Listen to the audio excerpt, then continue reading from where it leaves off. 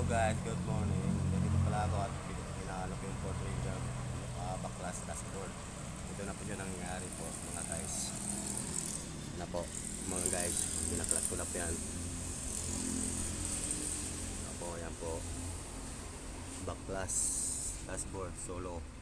Ito na po yung nangyayari po sa Ford Ranger na binaklas ko ngayon mga guys. Tingnan nyo kung mabutin, watch and learn. Ford Ranger. Tapos ito po yung manubila niya sa mga guys. Ayan guys, manubila ng Ford. Ayan. Tapos ito yung evaporator niya kung binaklas ko ngayon. Ito guys. Oh. Ayan na po yung guys. Yung evaporator niya. Ang nangyayari po. Tapos ito tao.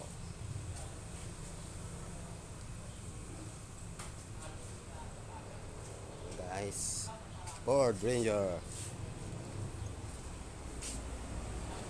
Ito mga guys. Ito po.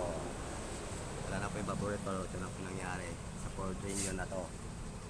Parang hindi na yata may babalik. Pero joke lang, kaya ko to. Watch and learn.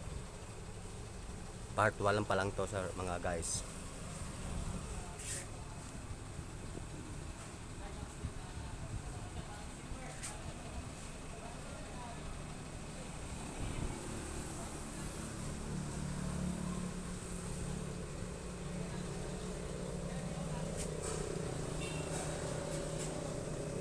Pick up.